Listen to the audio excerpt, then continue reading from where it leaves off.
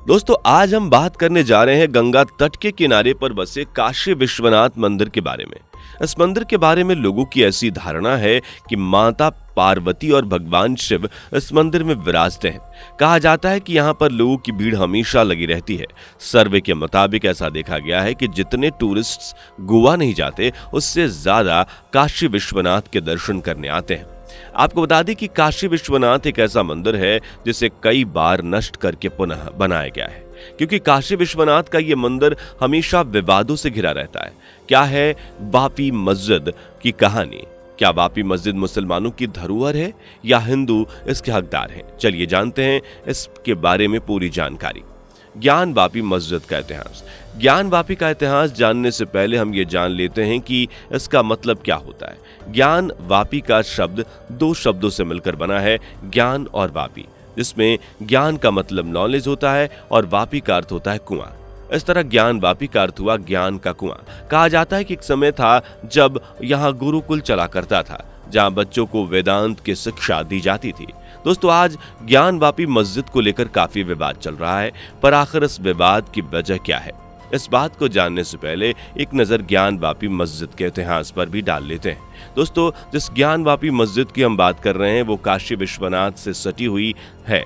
लोगों का मानना है कि मस्जिद मंदिर को तोड़कर बनवाई गई। हिंदुओं का ऐसा मानना है कि इस मस्जिद के नीचे एक ज्योतिर्लिंग भी विराजमान है। और अगर हम काशी विश्वनाथ के निर्माण की बात करें तो आपको बता दें कि 2050 विक्रम संवत में राजा विक्रमादित्य ने मंदिर का जीर्णोद्धार कराया था। इस तरह मंदिर का पुनर्निर्माण अकबर के 9 रत्नों में से एक कहे जाने वाले राजा टूडरमल ने फिर 1585 में करवाया था, लेकिन मुगल शासक औरंगजेब ने 1669 में इसे गिरवा दिया था और इसकी जगह एक मस्जिद का निर्माण करवाया था। आपको बता दें कि औरंगजेब ने अपने शासनकाल में बहुत से मंदिरों को गिरवा दिया था। उसके बाद साल 1780 में अहिल्याबाई ने फिर से काशी विश्वनाथ मंदिर का निर्माण करवाया था। चलिए अब एक नजर हम इस बात पर डाल लेते हैं कि मंदिर और मस्जिद को लेकर यह विवाद कब से चला आ रहा है। इस मामले के बारे में कहा जाता है कि यह मामला आजादी से पहले का है और इस झगड़े की शुरुआत मस्जिद के बाहर मंदिर के एरिया में नमाज पढ़ने की वजह से हुई थी और इस बात को लेकर लोगों के बीच दंगों तक की नौबत आ गई थी। इसलिए साल 1991 में ज्ञान वापी मस्जिद के बाहर चारों तरफ से लोहे के जाले लगा दिए गए। चलिए जिस मंदिर और मस्जिद को लेकर इतना बवाल चल रहा है उसके बारे में और भी जान लेते हैं कि आखिर इस मस्जिद का सच क्या है। ज्ञान वापी मस्जिद का क्या है सच? दोस्तों ऐसा कहा जाता है कि औरंगजेब ने अपने शासन काल में इस मस्जिद को बनवाया था, लेकिन उससे पहले यह एक मंदिर हुआ करता था। उस मंदिर को औरंगजेब ने तोड़वा दिया था और साल 1699 में तोड़कर मस्जिद बनवाई गई थी। कहा जाता है कि मस्जिद के नीचे भगवान शंकर का ज्योतिर्लिंग मौजूद है, इसलिए इस मामले विवाद की शुरुआत साल 1991 में हुई। उस वक्त सोमनाथ व्यास, रंग शर्मा, हरिहर पांडे ने याचिका दायर की थी कि कहा गया कि मस्जिद में मंदिर के अवशेष का इस्तेमाल हुआ है। वही मामला आज तक चल रहा है। चलिए खैर इसके बारे में और भी बातें सामने आई हैं। लोगों का ऐसा भी कहना है कि यह मस्जिद के रूप में दिखाई देता है। चलिए जानते हैं इसके बारे में। मस्जिद का आर्किटेक्चर ताजमहल जैसा है। ज्ञान वापी मस्जिद को अगर देखा जाए तो वह देखने में आपको हिंदू और मुस्लिम दोनों के मिले जुले आर्किटेक्चर जैसा लगेगा। इस मस्जिद के गुंबद के नीचे मंदिर के स्ट्रक्चर जैसी दीवार नजर आती है। माना जाता है कि विश्वनाथ मंदिर का हिस्सा है जिसे औरंगजेब ने तोड़वा दिया था। ज्ञान वापी मस्जिद का प्रवेश द्वार भी ताजमहल की तरह ही बनाया गया है। मस्जिद में 3 गुंबद हैं जो मुगल कालीन छाप छोड़ते हैं। हिंदू पक्ष का दावा है कि मंदिर तोड़कर मस्जिद बनाई गई थी, इसलिए ज्ञान वापी परिसर हिंदुओं को सौंपा जाए। वहीं वजू खाने में शिवलिंग मिलने की बात कही जा रही है। साथ ही मांग है कि ज्ञान वापी में मुसलमानों की एंट्री बंद हो और मस्जिद के गुंबद को ध्वस्त करके आदेश दिया जाए। वहीं मुस्लिम पक्ष का कहना है कि हिंदू पक्ष का दावा बिल्कुल बेबुनियाद है और ज्ञान वापी मामला सुनवाई योग्य नहीं है। वहीं शिवलिंग को लेकर कहा जाता है कि ज्ञान वापी में शिवलिंग नहीं, फव्वारा है। काशी विश्वनाथ मंदिर के प्रमाण। काशी विश्वनाथ मंदिर वाराणसी की विश्वनाथ गली में गंगा नदी के किनारे स्थित है। काशी विश्वनाथ मंदिर और ज्ञान वापी मस्जिद आपस में सटे हुए हैं, लेकिन यहाँ आने जाने के रास्ते अलग हैं। मंदिर का प्रमुख शिवलिंग 60 सेंटीमीटर लंबा और 90 सेंटीमीटर की परिधि में है। मुख्य मंदिर के आसपास काल भैरव, कार्तिकेय, विष्णु, गणेश, पार्वती और शनि के छोटे छोटे मंदिर हैं। मंदिर में 3 सोने के गुंबद हैं, जिन्हें 1839 में पंजाब के महाराजा रणजीत सिंह ने लगवाया था। मंदिर मस्जिद के बीच एक कुआं है जिसे ज्ञान वापी कुआं कहा जाता है।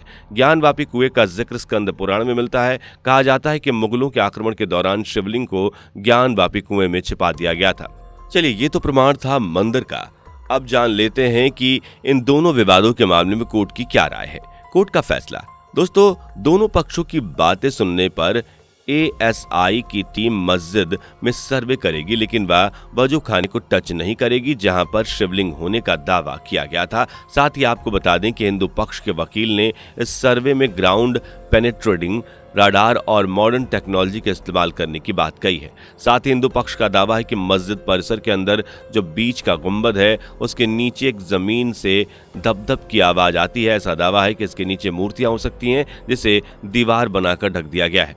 कितना टाइम लगेगा? वकील विष्णु शंकर जैन का कहना है कि अयोध्या के राम मंदिर मामले में 2002 में ASI को सर्वे करने की अनुमति मिली थी। तब ASI ने 3 साल यानी 2005 में अपनी रिपोर्ट पेश की थी। उनका कहना है कि ज्ञान वापी मामले में 3 से 6 महीने का समय लगता है, और क्योंकि अयोध्या की तरह इसके सर्वे का इलाका बहुत बड़ा नहीं है। वाराणसी की ज्ञान वापी मस्जिद मामले में विवाद थमने का नाम नहीं ले रहा है। कोर्ट इस मामले में सुनवाई के लिए तैयार हो गया है और अब दोनों ही पक्षों की दलीलों को सुना जा रहा है।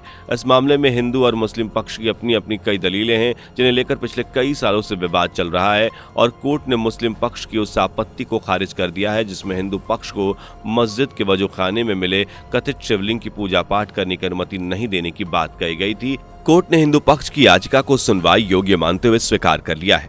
इस पूरे मामले को लेकर तमाम तरह की जानकारी रोज सामने आती है। कोर्ट में सुनवाई होती है और कभी मामला एक पक्ष तो कभी दूसरे पक्ष की तरफ जाता दिखता है। आज हम आपको ये बताएंगे कि असल में हिंदू पक्ष और मुस्लिम पक्ष की ज्ञान वापी को लेकर क्या क्या दलीलें हैं। ज्ञान वापी पर हिंदू पक्ष की दलीलें। लोगों का ऐसा मानना है कि ज्ञान वापी मस्जिद में मंदिर के प्रमाण हैं और इसलिए इसका सर्वे कराया जाना चाहिए। बाद में मामला कोर्ट सुनेगा और कोर्ट के आदेश पर ही पूरी मस्जिद का सर्वे कराया गया।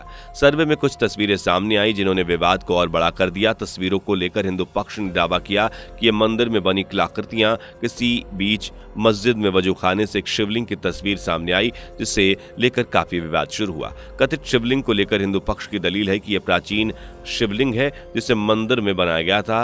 विवाद बढ़ने पर तमाम मामला सुप्रीम कोर्ट पहुंच गया और उस जगह पर जाने पर रोक लग गई। हालांकि सुप्रीम कोर्ट ने निचली अदालत के आदेश पर रोक नहीं लगाई। हिंदुओं ने यह भी कहा कि उन्हें शिवलिंग की पूजा करने दी जाए, जिसे कोर्ट में सुनवाई जारी कर दी गई है। मुस्लिम पक्ष की क्या है दलील? ज्ञान वापी मामले को लेकर मुस्लिम पक्ष की दलील है कि यह मस्जिद काफी पुराना है और इसके साथ छेड़छाड़ नहीं किया जाना चाहिए। इसके लिए पूजा स्थल अधिनियम 1991 को हवाला बनाया गया है।